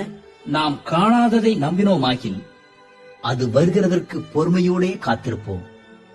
அந்தப்படியே ஆவியானவரும் நமது பலவீனங்களில் நமக்கு உதவி செய்கிறார். நாம் ஏற்றபடி வேண்டிக் கொள்ள வேண்டியதென்னதென்று அறியாமல் இருக்கிறபடியால் ஆவியானவர் தாமே வாக்கு கடங்காத பெருமூச்சுகளோடு நமக்காக வேண்டுதல் செய்கிறார். ஆவியானவர் தேவனுடைய சித்தத்தின்படியே பரிசுத்தவான்களுக்காக வேண்டுதல் செய்கிறபடியால் இருதயங்களை ஆராய்ந்து பார்க்கிறவர் ஆவியின் சிந்தை என்னதென்று அறிவார். அன்றியும் அவருடைய தீர்மானத்தின்படி அழைக்கப்பட்டவர்களாய் தேவனிடத்தில் அன்பு கூறுகிறவர்களுக்கு சகலமும் நன்மைக்கு ஏதுவாக நடக்கிறது என்று அறிந்திருக்கிறோம். தம்முடைய குமாரன் அநேக சகோதரருக்குள்ளே முதற் பேரானவராயிருக்கும் பொருட்டு தேவன் எவர்களை முன்னறிந்தாரோ அவர்களை தமது குமாரனுடைய சாயலுக்கு ஒப்பாயிருப்பதற்கு முன்குறித்திருக்கிறார். எவர்களை முன்குறித்தாரோ அவர்களை அழைத்தும் இருக்கிறார். எவர்களை அழைத்தாரோ அவர்களை நீதிமான்களாக்கியும் இருக்கிறார். எவர்களை நீதிமான்களாக்கினாரோ அவர்களை மகிமைப்படுத்தியும் இருக்கிறார். இவளை குறித்து நாம் என்ன சொல்வோம்? தேவன் நம்முடைய பட்சத்தில் இருந்தால் நமக்கு விரோதமாயிருப்பவன் யார்? தம்முடைய சொந்த குமாரன் என்றும் பாராமல் நம்ம எல்லாருக்காகவும் அவரை ஒப்புக் கொடுத்தவர் அவருடைய கூட மற்ற எல்லாவற்றையும் நமக்கு அருளாதிருப்பது எப்படி? தேவன் தெரிந்து கொண்டவர்கள் மேல் குற்றம் சாட்டுகிறவன் யார்? தேவனே அவர்களை நீதிமான்களாக்குகிறவர். ஆக்கினைக்குள்ளாக தீர்க்கிறவன் யார்? கிறிஸ்துவே மரித்தவர், அவரே எழுந்தும் இருக்கிறவர், அவரே தேவனுடைய வலது பார்சத்திலும் இருக்கிறவர், நமக்காக வேண்டுதல் செய்கிறவரும் அவரே. உமது நிமித்தம் எந்நேரமும் கொல்லப்படுகிறோம், அடிக்கப்படும் ஆடுகளைப் போல எண்ணப்படுகிறோம் என்று எழுதியிருக்கிறபடி நேரிட்டாலும் கிறிஸ்துவின் அன்பை விட்டு நம்மை பிரிப்பவர் யார்? உபத்திரவமோ, வியாகுலமோ, துன்பமோ, பசியோ, நிர்வாணமோ, நாசமோசமோ, பட்டயமோ, இவை எல்லாவற்றிலேயும் நாம் நம்மில் அன்பு கூறுகிறவராலே முற்றும் ஜெயம் கொள்ளுகிறவர்களாய் இருக்கிறோமே. மரணமானாலும் ஜீவனானாலும் தேவதூதர்களானாலும் அதிகாரங்களானாலும் வல்லமைகளானாலும் நிகழ்காரியங்களானாலும் வருங்காரியங்களானாலும் உயர்வானாலும் தாழ்வானாலும் வேறெந்த சிருஷ்டியானாலும் நம்முடைய கர்த்தராகிய கிறிஸ்து இயேசுவுள்ள தேவனுடைய அன்பை விட்டு நம்மை பிரிக்க மாட்டாதென்று 9ஆம் அதிகாரம். எனக்கு மிகுந்த துக்கமும் இடைவிடாத மனவேதனையும் உண்டாயிருக்கிறது. நாம் சொல்லுகிறது பொய் அல்ல, கிறிஸ்துவுக்குள் உண்மையை சொல்லுகிறேன் என்று பரிசுத்த ஆவிக்குள் என் மனச்சாட்சியும் எனக்கு சாட்சியாயிருக்கிறது. மாம்சத்தின்படி என் இனத்தாராகிய என் சகோதரருக்கு பதிலாக நானே கிறிஸ்துவை விட்டு சபிக்கப்பட்டவனாக வேண்டும் என்று விரும்புவேனே. அவர்கள் இஸ்ரவேலரே. புத்திர சுவிகாரமும் மகிமையும் உடன்படிக்கைகளும் நியாயப்பிரமாணமும் தேவாராதனையும் வாக்குத்தத்தங்களும் அவர்களுடையவைகளே. பிதாக்கள் அவர்களுடையவர்களே. மாம்சத்தின்படி கிறிஸ்துவும் அவர்களில் பிறந்தாரே. இவர் என்றென்றைக்கும் ஸ்தோத்திரிக்கப்பட்ட சர்வத்திற்கு மேலான தேவன். ஆமென். தேவ வசனம் அவமாய் போயிற்றென்று சொல்லக்கூடாது. ஏனென்றால் இஸ்ரவேல் வம்சத்தார் எல்லாரும் இஸ்ரவேலர் அல்லவே. அவர்கள் ஆபிரகாமின் சந்ததியாரானாலும் எல்லாரும் பிள்ளைகள் அல்லவே. ஈசாக்கினிடத்தில் உன் சந்ததி விளங்கும் என்று சொல்லியிருக்கிறதே, அதெப்படி என்றால் மாம்சத்தின்படி பிள்ளைகளானவர்கள் தேவனுடைய பிள்ளைகள் அல்ல, வாக்குத்தத்தத்தின்படி பிள்ளைகளானவர்களே அந்த சந்ததி என்று எண்ணப்படுகிறார்கள். அந்த வாக்குத்தத்தமான வார்த்தையாவது, குறித்த காலத்திலே வருவேன், அப்பொழுது சாராள் ஒரு குமாரனை பெறுவாள் என்பதே. இதுவும் அல்லாமல் நம்முடைய பிதாவாகிய ஈசாக்கு என்னும் ஒருவனாலே ரெபேக்காள் கர்ப்பவதியான போது பிள்ளைகள் இன்னும் பிறவாமலும் நல்வினை தீவினை ஒன்றும் செய்யாமலும் இருக்கையில் தேவனுடைய தெரிந்து கொள்ளுதலின்படி இருக்கிற அவருடைய தீர்மானம் கிரியைகளினாலே நிலை நிற்காமல் அழைக்கிறவராலே நிலை நிற்கும்படிக்கு மூத்தவன் இளையவனுக்கு ஊழியம் செய்வான் என்று அவளுடனே சொல்லப்பட்டது. அப்படியே யாக்கோபை சிநேகித்து ஏசாவை வெறுத்தேன் என்றும் எழுதியிருக்கிறது. ஆகையால் நாம் என்ன சொல்லுவோம்? தேவனிடத்திலே அநீதி உண்டென்று சொல்லலாமா? சொல்லக்கூடாதே. அவர் மோசையை நோக்கி, எவன் மேல் இரக்கமாயிருக்க சித்தமாயிருப்பேனோ அவன் மேல் இரக்கமாயிருப்பேன், எவன் மேல் உருக்கமாயிருக்க சித்தமாயிருப்பேனோ அவன் மேல் உருக்கமாயிருப்பேன் என்றார். ஆகையால் விரும்புகிறவனாலும் அல்ல, ஓடுகிறவனாலும் அல்ல, இறங்குகிற தேவனாலேயாம். மேலும் என்னுடைய வல்லமையை உன்னிடத்தில் காண்பிக்கும்படியாகவும் என்னுடைய நாமம் பூமியில் எங்கும் பிரஸ்தாபமாகும்படியாகவும் உன்னை நிலைநிறுத்தினேன் என்று பார்வோனுடனே சொன்னதாக வேதத்தில் சொல்லியிருக்கிறது. ஆதலால் எவன் மேல் இரக்கமாயிருக்க சித்தமாயிருக்கிறாரோ அவன் மேல் இரக்கமாயிருக்கிறான், எவனை கடினப்படுத்த சித்தமாயிருக்கிறாரோ அவனை கடினப்படுத்துகிறார். இப்படியானால் அவர் இன்னும் ஏன் குற்றம் பிடிக்கிறார்? அவர் சித்தத்திற்கு எதிர்த்து நிற்பவன் யார் என்று என்னுடனே சொல்லுவார். அப்படியானால் மனுஷனே, தேவனோடு எதிர்த்து தர்க்கிக்கிற நீ யார்? உருவாக்கப்பட்ட வஸ்து உருவாக்கினவனை நோக்கி, நீ என்னை ஏன் இப்படி உண்டாக்கினாய் என்று சொல்லலாமா? மிதியிட்ட ஒரே களிமண்ணினாலே குயவன் ஒரு பாத்திரத்தை கனமான காரியத்துக்கும் ஒரு பாத்திரத்தை கனவீனமான காரியத்துக்கும் பண்ணுகிறதற்கு மண்ணின் மேல் அவனுக்கு அதிகாரம் இல்லையோ? தேவன் தமது கோபத்தை காண்பிக்கவும் தமது வல்லமையை தெரிவிக்கவும் தாம் மகிமைக்காக எத்தனமாக்கின கிருபாபாத்திரங்கள் மேல் தம்முடைய மகிமையின் ஐஸ்வர்யத்தை தெரியப்படுத்தவும் சித்தமாய் அழிவுக்கு எத்தனமாக்கப்பட்ட கோபாக்கினை பாத்திரங்கள் மேல் மிகவும் நீடிய சாந்தத்தோடே பொறுமையாயிருந்தாரானால் உனக்கென்ன? அவர் யூதரிலிருந்து மாத்திரமல்ல புறஜாதிகளிலும் இருந்து நம்மை அழைத்திருக்கிறாரே. அந்தப்படி எனக்கு ஜனங்களல்லாதவர்களை என்னுடைய ஜனங்கள் என்றும் சிநேகிக்கப்படாதிருந்தவளை சிநேகிக்கப்பட்டவள் என்றும் சொல்லி அழைப்பேன். நீங்கள் என்னுடைய ஜனங்கள் அல்லவென்று அவர்களுக்கு சொல்லப்பட்ட இடத்திலே அவர்கள் ஜீவனுள்ள தேவனுடைய பிள்ளைகள் எண்ணப்படுவார்கள் என்று ஓசியாவின் தீர்க்க தரிசனத்தில் சொல்லியிருக்கிறது. அல்லாமலும் இஸ்ரவேல் புத்திரருடைய இலக்கம் சமுத்திரத்தின் மணலத்தனையாயிருந்தாலும் மீதியாயிருப்பவர்கள் மாத்திரம் ரட்சிக்கப்படுவார்கள் என்றும் அவர் நீதியோடே சீக்கிரமாய் தம்முடைய காரியத்தை நிறைவேற்றுவார். கர்த்தர் பூமியிலே சீக்கிரமாகவே காரியத்தை நிறைவேற்றி முடிப்பார் என்றும் ஏசாயா இஸ்ரவேலரை குறித்து சொல்லுகிறார். அல்லாமலும் ஏசாயா முன்னே சொன்னபடி சேனைகளின் கர்த்தர் நமக்குள்ளே ஒரு சந்ததியை மீதியாக வைக்காதிருந்தாரானால் நாம் சோதோமை போலாகி குமோராவுக்கு ஒத்திருப்போம். இப்படி இருக்க நாம் என்ன சொல்லுவோம்? நீதியை தேடாத புறஜாதியார் நீதியை அடைந்தார்கள். அது விசுவாசத்தினாலாகும் நீதியே. நீதி பிரமாணத்தை தேடின இஸ்ரவேலரோ நீதி பிரமாணத்தை அடையவில்லை. எண்ணத்தினால் என்றால் அவர்கள் விசுவாசத்தினாலே அதை தேடாமல் நியாய பிரமாணத்தின் கிரியைகளினாலே தேடினபடியால் அதை அடையவில்லை. இடறுதற்கான கல்லில் இடறினார்கள். இதோ இடறுதற்கான கல்லையும் தவறுதற்கான கண்மலையையும் சீயோனில் வைக்கிறேன். அவரிடத்தில் விசுவாசமாயிருப்பவன் எவனோ அவன் வெட்கப்படுவதில்லை என்று எழுதியிருக்கிறபடி ஆயிற்று. 11ஆம் அதிகாரம். இப்படி இருக்க தேவன் தம்முடைய ஜனங்களை தள்ளிவிட்டாரோ என்று கேட்கிறேன். தள்ளிவிடவில்லையே. நானும் ஆபிரகாமின் சந்ததியிலும் பென்யமீன் கோத்திரத்திலும் பிறந்த இஸ்ரவேலன். தேவன் தாம் முன்னறிந்து கொண்ட தம்முடைய ஜனங்களை தள்ளிவிடவில்லை.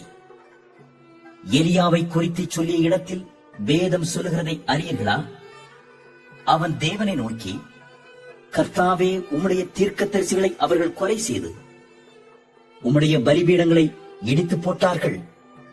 நான் ஒருவன் மாத்திரம் மீதியாயிருக்கிறேன், என் பிராணனையும் வாங்க தேடுகிறார்களே என்று இஸ்ரவேலருக்கு விரோதமாய் விண்ணப்பம் பண்ணின போது அவனுக்கு உண்டான தேவ உத்தரவு என்ன? பாகாலுக்கு முன்பாக முழங்கார் படியிடாத 7000 பேரை எனக்காக மீதியாக வைத்தேன் என்பதே. அப்படி போல இக்காலத்திலேயும் கிருபையினாலே உண்டாகும் தெரிந்து கொள்ளுதலின்படி ஒரு பங்கு மீதியாயிருக்கிறது. அது கிருபையினாலே உண்டாயிருந்தால் கிரியைகளினாலே உண்டாயிராது. அப்படியல்லவென்றால் கிருபையானது கிருபையல்லவே.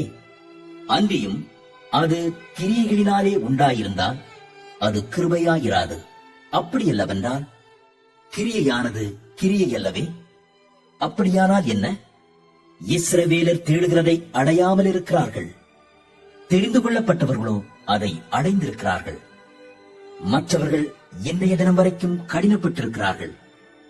கனநித்திரையின் ஆவியையும் காணாதிருக்கிற கண்களையும் கேளாதிருக்கிற காதுகளையும் தேவன் அவர்களுக்கு கொடுத்தார் என்று எழுதியிருக்கிறபடி ஆயிற்று. அன்றியும் அவர்களுடைய பந்தி அவர்களுக்கு சுருக்கும் கண்ணியும் இடறுதற்கான கல்லும் பதிலுக்கு பதிலளித்தலுமாக கிடவது. காணாதபடிக்கு அவர்களுடைய கண்கள் அந்தகாரப்பட கிடவது. அவர்களுடைய முதுகை எப்போதும் குனிய பண்ணும் என்று தாவீதும் சொல்லியிருக்கிறான். இப்படி இருக்க விழுந்து போகும்படிக்கா இடறினார்கள் என்று கேட்கிறேன். அப்படியல்லவே. அவர்களுக்குள்ளே வைராக்கியத்தை எழுப்பத்தக்கதாக அவர்களுடைய தவறுதலினாலே புறஜாதிகளுக்கு ரட்சிப்பு கிடைத்தது. அவர்களுடைய தவறு உலகத்திற்கு ஐஸ்வர்யமும் அவர்களுடைய குறைவு புறஜாதிகளுக்கு ஐஸ்வர்யமுமாயிருக்க அவர்களுடைய நிறைவு எவ்வளவு அதிகமாய் அப்படி இருக்கும். புறஜாதியாராகிய உங்களுடனே பேசுகிறேன். புறஜாதிகளுக்கு நான் அப்போஸ்தலனாய் இருக்கிறதுனாலே என் இனத்தாருக்குள்ளே நான் வைராக்கியத்தை எழுப்பி அவர்களில் சிலரை ரட்சிக்க வேண்டும் என்று என் ஊழியத்தை மேன்மைப்படுத்துகிறேன். அவர்களை தள்ளிவிடுதல் உலகத்தை ஒப்புரவாக்குதலாயிருக்க அவர்களை அங்கீகரித்துக் கொள்ளுதல் என்னமாயிராது? மரித்தோரிலிருந்து ஜீவன் உண்டானது போலிருக்கும் அல்லவோ? மேலும் முதற் பலனாகிய மாவானது பரிசுத்தமாயிருந்தால் பிசைந்த மா முழுவதும் பரிசுத்தமாயிருக்கும். வேறானது பரிசுத்தமாயிருந்தால் கிளைகளும் பரிசுத்தமாயிருக்கும். சில கிளைகள் முறித்து போடப்பட்டிருக்க காட்டொலிவ மரமாகிய நீ அவைகள் இருந்த இடத்தில் ஒட்ட வைக்கப்பட்டு ஒலிவ மரத்தின் வேருக்கும் சாரத்திற்கும் உடன் பங்காளியாயிருந்தாயானால் நீ அந்த கிளைகளுக்கு விரோதமாய் பெருமை பாராட்டாதே. பெருமை பாராட்டுவாயானால் நீ வேரை சுமக்காமல் வேர் உன்னை சுமக்கிறது என்று நினைத்துக்கொள். நான் ஒட்ட வைக்கப்படுவதற்கு அந்த கிளைகள் முறித்து போடப்பட்டது என்று சொல்கிறாயே, நல்லது. அவிசுவாசத்தினாலே அவைகள் முறித்து போடப்பட்டன. நீ விசுவாசத்தினாலே நிற்கிறாய். மேட்டுமை சிந்தையாயிராமல் பயந்திரு. சுபாவ கிளைகளை தேவன் தப்ப விடாதிருக்க உன்னையும் தப்ப விட மாட்டார் என்று எச்சரிக்கையாயிரு. ஆகையால் தேவனுடைய தயவையும் கண்டிப்பையும் பார். விழுந்தவர்களிடத்திலே கண்டிப்பையும் உன்னிடத்திலே தயவையும் காண்பித்தார். அந்த தயவிலே நிலைத்திருப்பாயானால் உனக்கு தயவு கிடைக்கும். நிலைத்திராவிட்டால் நீயும் வெட்டுண்டு போவாய். அன்றியும் அவர்கள் அவிசுவாசத்திலே நிலைத்திராதிருந்தார் அவர்களும் ஒட்ட வைக்கப்படுவார்கள். அவர்களை மறுபடியும் ஒட்ட வைக்கிறதற்கு தேவன் வல்லவராயிருக்கிறாரே. சுபாவத்தின்படி காட்டொலிவ மரத்திலிருந்து நீ வெட்டப்பட்டு சுபாவத்திற்கு விரோதமாய் நல்ல ஒலிவ மரத்திலே ஒட்ட வைக்கப்பட்டிருந்தார் சுபாவ கிளைகளாகிய அவர்கள் தங்கள் சுய ஒலிவ மரத்திலே ஒட்ட வைக்கப்படுவது அதிக நிச்சயம் அல்லவா? மேலும் சகோதரரே, நீங்கள் உங்களையே புத்திமான்கள் என்று எண்ணாதபடிக்கு ஒரு ரகசியத்தை நீங்கள் அறிய வேண்டும் என்றிருக்கிறேன். அதென்னவெனில், புறஜாதியாருடைய நிறைவு உண்டாகும் வரைக்கும் இஸ்ரவேலரில் ஒரு பங்குக்கு கடினமான மனதுண்டாயிருக்கும். இந்த பிரகாரம் இஸ்ரவேலர் எல்லாரும் ரட்சிக்கப்படுவார்கள். மீட்கிறவர் சியோனிலிருந்து வந்து அவபக்தியை யாக்கோபை விட்டு விலக்குவார் என்றும், நான் அவர்களுடைய பாவங்களை நீக்கும் போது இதுவே நான் அவர்களுடனே செய்யும் உடன்படிக்கை என்றும் எழுதியிருக்கிறது. சுவிசேஷத்தை குறித்து அவர்கள் உங்கள் நிமித்தம் பகைஞராய் இருக்கிறார்கள். தெரிந்து கொள்ளுதலை குறித்து அவர்கள் பிதாக்களின் நிமித்தம் அன்பு கூறப்பட்டவர்களாய் இருக்கிறார்கள். தேவனுடைய கிருபை வரங்களும் அவர்களை அழைத்த அழைப்பும் மாறாதவைகளே. ஆதலால் நீங்கள் முற்காலத்திலே தேவனுக்கு கீழ்ப்படியாதிருந்து இப்பொழுது அவர்களுடைய கீழ்ப்படியாமையினாலே இரக்கம் பெற்றிருக்கிறது போல அவர்களும் இப்பொழுது கீழ்ப்படியாமல் இருந்தும் பின்பு உங்களுக்கு கிடைத்த இரக்கத்தினாலே இரக்கம் பெறுவார்கள். எல்லார் மேலும் இரக்கமாயிருக்கத்தக்கதாக தேவன் எல்லாரையும் கீழ்ப்படியாமைக்குள்ளே அடைத்து போட்டார். தேவனுடைய ஐஸ்வர்யம், ஞானம், அறிவு என்பவைகளின் ஆழம் எவ்வளவாயிருக்கிறது! அவருடைய நியாய தீர்ப்புகள் அளவிடப்படாதவைகள், அவருடைய வழிகள் ஆராயப்படாதவைகள். கர்த்தருடைய சிந்தையை அறிந்தவன் யார்? அவருக்கு ஆலோசனைக்காரனாயிருந்தவன் யார்? தனக்கு பதில் கிடைக்கும்படிக்கு முந்தி அவருக்கு ஒன்றை கொடுத்தவன் யார்? சகலமும் அவராலும் அவர் மூலமாயும் அவருக்காகவும் இருக்கிறது. அவருக்கே என்றென்றைக்கும் மகிமை உண்டாவதாக. 12ஆம் அதிகாரம். அப்படி இருக்க சகோதரரே, நீங்கள் உங்கள் சரீரங்களை பரிசுத்தமும் தேவனுக்கு பிரியவுமான ஜீவ பலியாக ஒப்புக் கொடுக்க வேண்டும் என்று தேவனுடைய இரக்கங்களை முன்னிட்டு உங்களை வேண்டிக் கொள்கிறேன். இதுவே நீங்கள் செய்யத்தக்க புத்தியுள்ள ஆராதனை. நீங்கள் இந்த பிரபஞ்சத்திற்கு ஒத்த வேஷம் தெரியாமல் தேவனுடைய நன்மையும் பிரியமும் பரிபூர்ணமுமான சித்தம் என்னதென்று பகுத்தறியத்தக்கதாக உங்கள் மனம் புதிதாகிறதினாலே மறுரூபமாகுங்கள். அல்லாமலும் எனக்கு அருளப்பட்ட கிருபையினாலே நான் சொல்லுகிறதாவது, உங்களில் எவனானாலும் தன்னை குறித்து எண்ண வேண்டியதற்கு மிஞ்சி எண்ணாமல் அவன் அவனுக்கு தேவன் பகிர்ந்த விசுவாச அளவின்படியே தெளிந்த எண்ணமுள்ளவனாய் எண்ண வேண்டும். ஏனெனில் நமக்கு ஒரே சரீரத்திலே அநேக அவயவங்கள் இருந்தும் எல்லா அவயவங்களுக்கும் ஒரே தொழில் இராதது போல அநேகராகிய நாமும் கிறிஸ்துவுக்குள் ஒரே சரீரமாயிருக்க ஒருவருக்கொருவர் அவயவங்களாயிருக்கிறோம். நமக்கு அருளப்பட்ட கிருபையின்படியே நாம் வெவ்வேறான வரங்கள் உள்ளவர்களானபடியினாலே நம்மில் தீர்க்க தரிசனம் சொல்லுகிற வரத்தை உடையவன் விசுவாச பிரமாணத்திற்கேற்றதாக சொல்ல கடவன். ஊழியம் செய்கிறவன் ஊழியத்திலும், போதிக்கிறவன் போதிக்கிறதிலும், புத்தி சொல்லுகிறவன் புத்தி சொல்லுகிறதிலும் தரித்திருக்க கடவன். பகிர்ந்து கொடுக்கிறவன் வஞ்சனை இல்லாமல் கொடுக்க கடவன். முதலாளியானவன் ஜாக்கிரதையாயிருக்க கடவன். இரக்கம் செய்கிறவன் உற்சாகத்துடனே செய்ய கடவன். உங்கள் அன்பு மாயமற்றதாயிருப்பதாக.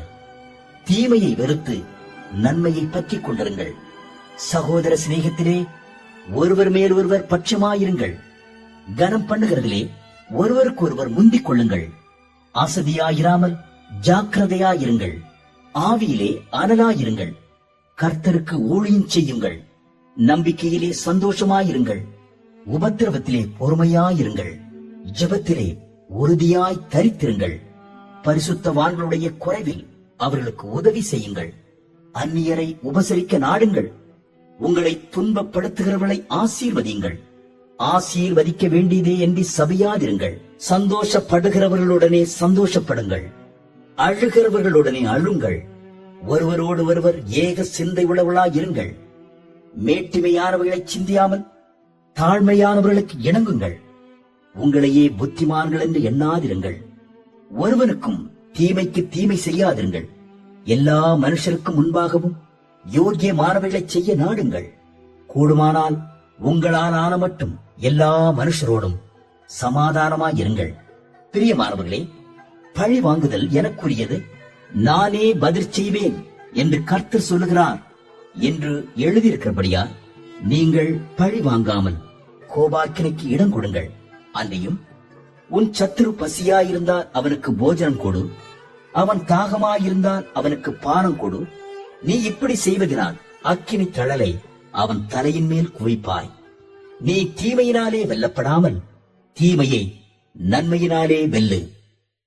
13ஆம் அதிகாரம். எந்த மனுஷனும் மேலான அதிகாரம் உள்ளவர்களுக்கு கீழ்ப்படிய கடவன். ஏனென்றால் தேவனாலே என்று ஒரு அதிகாரமும் இல்லை. உண்டாயிருக்கிற அதிகாரங்கள் தேவனாலே நியமிக்கப்பட்டிருக்கிறது. ஆதலால் அதிகாரத்திற்கு எதிர்த்து நிற்கிறவன் தேவனுடைய நியமத்திற்கு எதிர்த்து நிற்கிறான். அப்படி எதிர்த்து நிற்கிறவர்கள் தங்களுக்கு தாங்களே ஆக்கினையை வருவித்துக் கொள்கிறார்கள். மேலும் அதிகாரிகள் நற்கிரியைகளுக்கு அல்ல, துர்க்கிரியைகளுக்கே பயங்கரமாயிருக்கிறார்கள். ஆகையால் நீ அதிகாரத்திற்கு பயப்படாதிருக்க வேண்டுமானால் நன்மை செய்ய, அதனால் உனக்கு புகழ்ச்சி உண்டாகும். உனக்கு நன்மை உண்டாகும் பொருட்டு அவன் தேவ ஊழியக்காரனாயிருக்கிறான். நீ தீமை செய்தால் பயந்திரு. பட்டயத்தை அவன் விருதாவாய் பிடித்திருக்கவில்லை. தீமை செய்கிறவன் மேல் கோபாக்கினை வரப்பண்ணும்படி அவன் நீதியை செலுத்துகிற தேவ ஊழியக்காரனாயிருக்கிறானே. ஆகையால் நீங்கள் கோபாக்கினை நிமித்தம் மாத்திரமல்ல, மனச்சாட்சி நிமித்தமும் கீழ்ப்படிய வேண்டும். இதற்காகவே நீங்கள் வரியையும் கொடுக்கிறீர்கள். அவர்கள் இந்த வேலையை பார்த்து வருகிற தேவ ஊழியக்காரராயிருக்கிறார்களே. ஆகையால் யாவருக்கும் செலுத்த வேண்டிய கடமைகளை செலுத்துங்கள். எவனுக்கு வரியை செலுத்த வேண்டியதோ அவனுக்கு வரியையும், எவனுக்கு தீர்வையை செலுத்த வேண்டியதோ அவனுக்கு தீர்வையையும் செலுத்துங்கள். எவனுக்கு பயப்பட வேண்டியதோ அவனுக்கு பயப்படுங்கள். எவனை கனம் பண்ண வேண்டியதோ அவனை கனம் பண்ணுங்கள். ஒருவரிடத்தில் ஒருவர் அன்பு கூறுகிற கடனே அல்லாமல் மற்றொன்றிலும் ஒருவருக்கும் கடன்படாதிருங்கள். பிறனிடத்தில் அன்பு கூறுகிறவன் நியாயப்பிரமாணத்தை நிறைவேற்றுகிறான். எப்படி என்றால், விபச்சாரம் செய்யாதிருப்பாயாக, கொலை செய்யாதிருப்பாயாக, களவு செய்யாதிருப்பாயாக, பொய்ச்சாட்சி சொல்லாதிருப்பாயாக, இச்சியாதிருப்பாயாக என்கிற இந்த கற்பனைகளும் வேறே எந்த கற்பனையும் உன்னிடத்தில் நீ அன்பு கூறுவது போல பிறனிடத்திலும் அன்பு கூறுவாயாக என்கிற ஒரே வார்த்தையிலே தொகையாய் அடங்கியிருக்கிறது. அன்பானது பிறனுக்கு பொல்லாங்கு செய்யாது. ஆதலால் அன்பு நியாய பிரமாணத்தின் நிறைவேறுதலாயிருக்கிறது. நித்திரையை விட்டு எழுந்திருக்கத்தக்க வேளையாயிற்றென்று நாம் காலத்தை அறிந்தவர்களாய் இப்படி நடக்க வேண்டும். நாம் விசுவாசிகளான போது ரட்சிப்பு சமீபமாய் இருந்ததை பார்க்கிலும் இப்பொழுது அது நமக்கு அதிக சமீபமாய் இருக்கிறது. இரவு சென்று போயிற்று, பகல் சமீபமாயிற்று. ஆகையால் அந்தகாரத்தின் கிரியைகளை நாம் தள்ளிவிட்டு ஒளியின் ஆயுதங்களை தரித்துக் கொள்ள கடவோம்.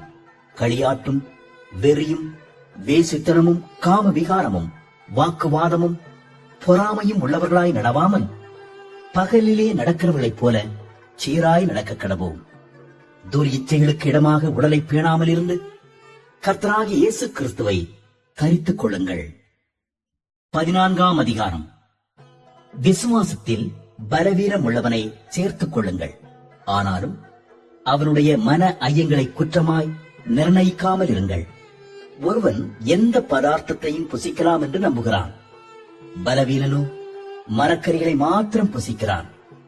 புசிக்கிறவன் புசியாதிருக்கிறவனை அற்பமாய் எண்ணாதிருப்பானாக. புசியாதிருக்கிறவனும் புசிக்கிறவனை குற்றவாளியாக தீர்க்காதிருப்பானாக. தேவன் அவனை ஏற்றுக்கொண்டாரே. மற்றொருவனுடைய வேலைக்காரனை குற்றவாளியாக தீர்க்கிறதற்கு நீ யார்? அவன் நின்றாலும் விழுந்தாலும் அவனுடைய எஜமானுக்கே அவன் உத்தரவாதி. அவன் நிலைநிறுத்தப்படுவான். தேவன் அவனை நிலைநிறுத்த வல்லவராயிருக்கிறாரே. அன்றியும் ஒருவன் ஒரு நாளை மற்றொரு நாளிலும் விசேஷமாக எண்ணுகிறான். வேறொருவன் எல்லா நாட்களையும் சரியாக எண்ணுகிறான். அவனவன் தன் தன் மனதிலே முழு நிச்சயத்தை உடையவனாயிருக்க கடவன். நாட்களை விசேஷித்துக் கொள்கிறவன் கர்த்தருக்கென்று விசேஷித்துக் கொள்கிறான். நாட்களை விசேஷித்துக் கொள்ளாதவனும் கர்த்தருக்கென்று விசேஷித்துக் கொள்ளாதிருக்கிறான். புசிக்கிறவன் தேவனுக்கு ஸ்தோத்திரம் செலுத்துகிறபடியா கர்த்தருக்கென்று புசிக்கிறான்.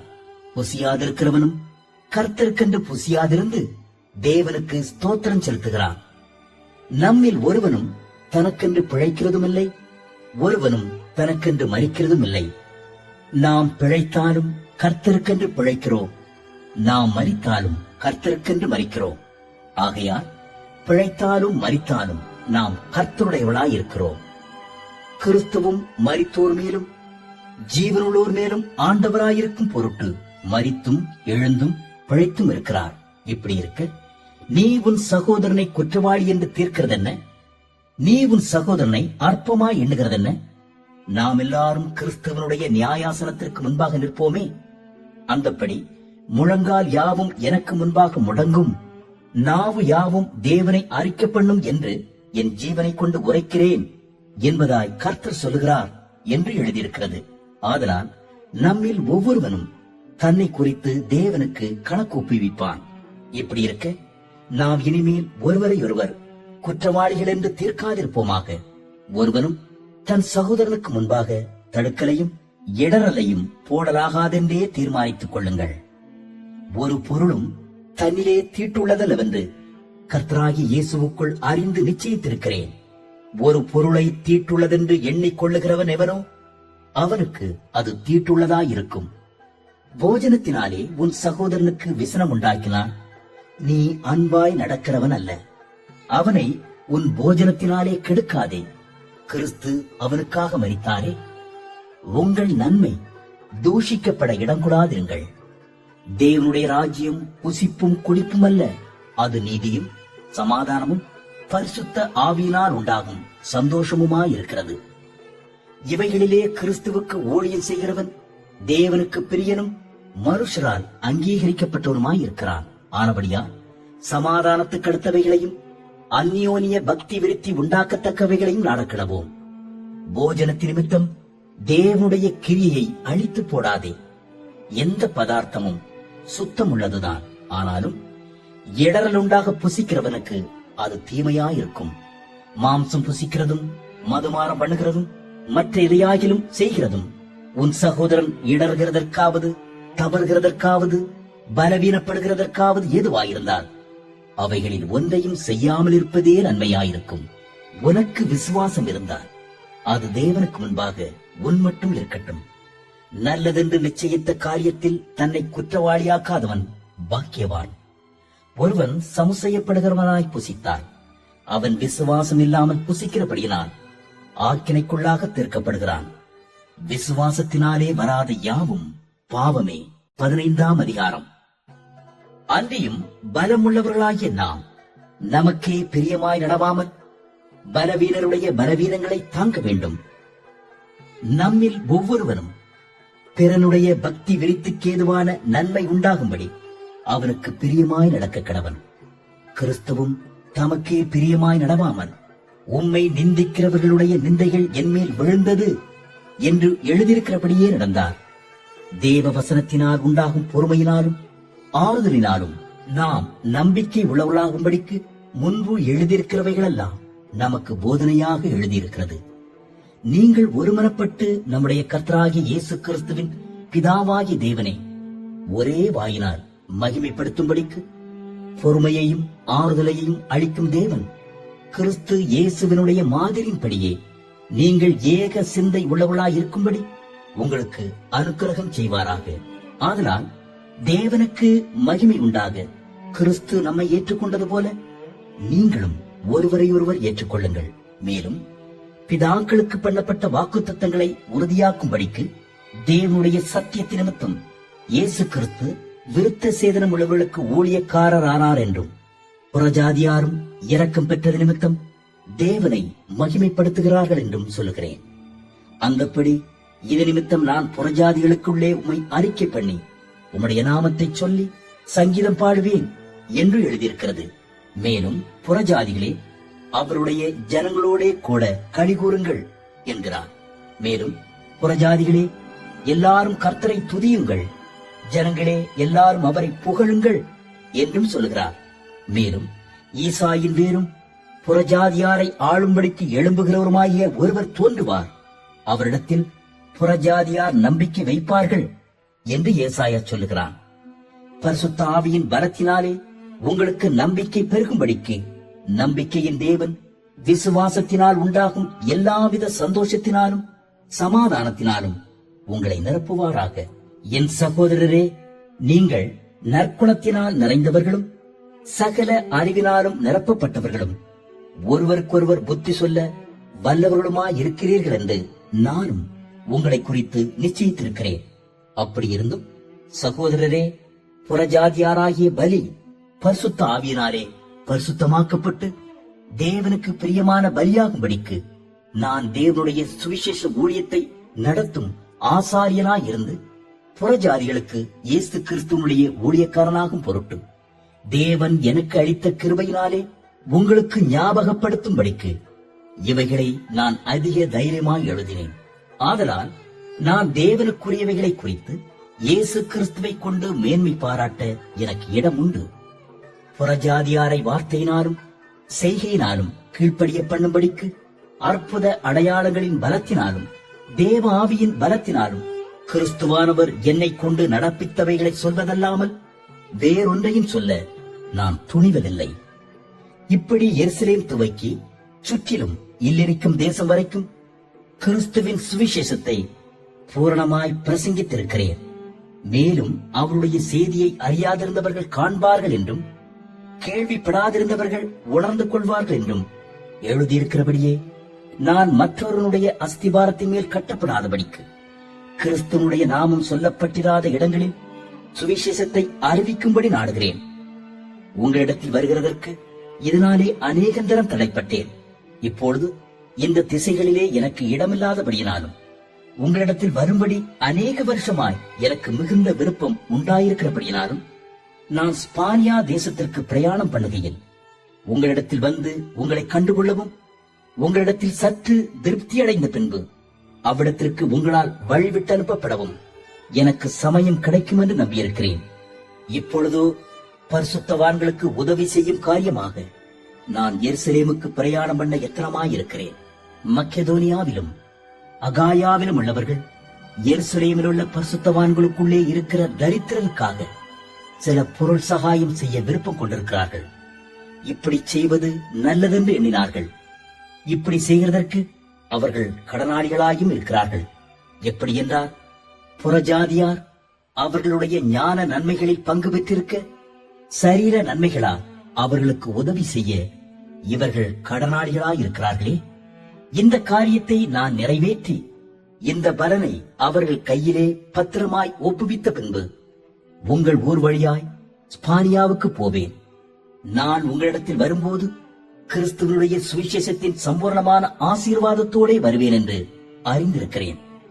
மேலும் சகோதரரே, தேவ சித்தத்தினாலே நான் சந்தோஷத்துடனே உங்களிடத்தில் வந்து உங்களோடு இளைப்பாரும்படியாக யூதேயாவில் இருக்கிற அவிசுவாசிகளுக்கு நான் தப்புவிக்கப்படும்படிக்கும் நான் எருசலேமில் உள்ள பரிசுத்தவான்களுக்கு செய்ய போகிற தர்ம சகாயம் அவர்களால் அங்கீகரிக்கப்படும்படிக்கும் நீங்கள் தேவனை நோக்கி செய்யும் ஜெபங்களில் நான் போராடுவது போல நீங்களும் என்னோடு கூட போராட வேண்டும் என்று நம்முடைய கர்த்தராகிய இயேசு கிறிஸ்துவின் நிமித்தமும் ஆவியானவருடைய அன்பு நிமித்தமும் உங்களை வேண்டிக் கொள்கிறேன். சமாதானத்தின் தேவன் உங்கள் அனைவரோடும் கூட இருப்பாராக. ஆமென். 16ஆம் அதிகாரம். கிங்கிரேயா ஊர் சபைக்கு ஊழியக்காரியாகிய நம்முடைய சகோதரி பெபேயாளை நீங்கள் கர்த்தருக்குள் பரிசுத்தவான்களுக்கு ஏற்றபடி ஏற்றுக்கொண்டு எந்த காரியத்தில் உங்கள் உதவி அவளுக்கு தேவையாயிருக்கிறதோ அதிலே நீங்கள் அவளுக்கு உதவி செய்ய வேண்டும் என்று அவளை உங்களிடத்தில் ஒப்புவிக்கிறேன். அவள் அநேகருக்கும் எனக்கும் கூட ஆதரவாயிருந்தவள்.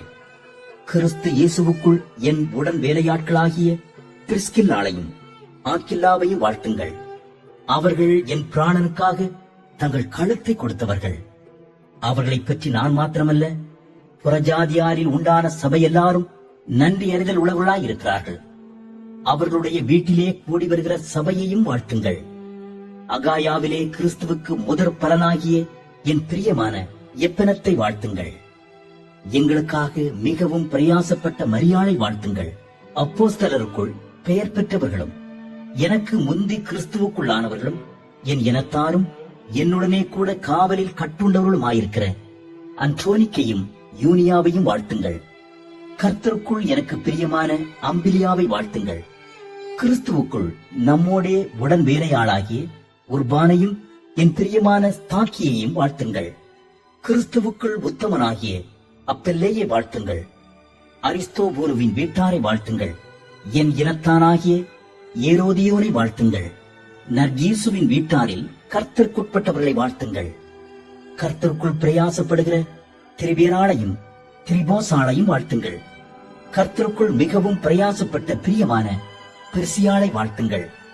கர்த்தருக்குள் தெரிந்து கொள்ளப்பட்ட ரூபையும் எனக்கும் தாயாகிய அவருடைய தாயையும் வாழ்த்துங்கள்.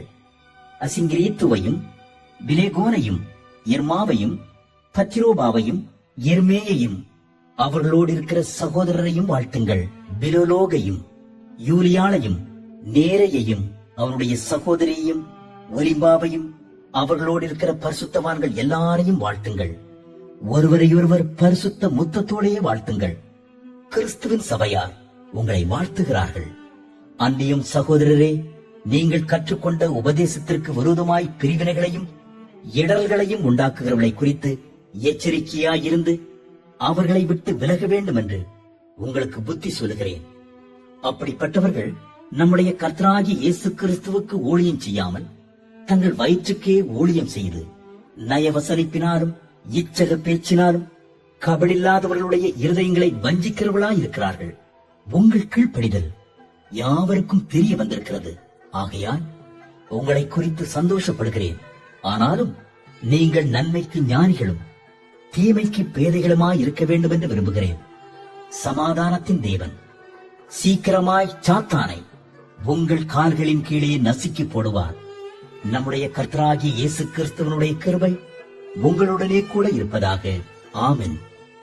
என் உடன் வேலையாளாகிய தீமோத்தேயும் என் இனத்தாராகிய லூகியும் யாசோனும் சொசிபத்தரும் உங்களை வாழ்த்துகிறார்கள். இந்த நிருபத்தை எழுதின தெர்தியுவாகிய நான் கர்த்தருக்குள் உங்களை வாழ்த்துகிறேன். என்னையும் சபை அனைத்தையும் உபசரித்து வருகிற காயு உங்களை வாழ்த்துகிறான். பட்டணத்து உக்ரானக்காரனாகிய எரஸ்தும் சகோதரனாகிய குவர்த்தும் உங்களை வாழ்த்துகிறார்கள். நம்முடைய கர்த்தராகிய இயேசு கிறிஸ்துவனுடைய கிருபை உங்கள் அனைவரோடும் கூட இருப்பதாக. ஆமென். ஆதிகாலம் முதல் அடக்கமாயிருந்து இப்பொழுது தீர்க்க தரிசன ஆகமங்களினாலே அனாதி தேவனுடைய கட்டளையின்படி வெளியரங்கமாக்கப்பட்டதும் சகல ஜாதிகளும் விசுவாசத்திற்கு கீழ்ப்படியும்படிக்கு அவர்களுக்கு அறிவிக்கப்பட்டதுமாயிருக்கிற ரகசியத்தை வெளிப்படுத்துகிறதான இயேசு கிறிஸ்துவை பற்றிய பிரசங்கமாகிய என் சுவிசேஷத்தின்படியே உங்களை ஸ்திரப்படுத்த வல்லவரும் தாம் ஒருவரே ஞானமுள்ளவருமாயிருக்கிற தேவனுக்கு இயேசு கிறிஸ்துவின் மூலமாய் என்றென்றைக்கும் மகிமை உண்டாவதாக. ஆமென்.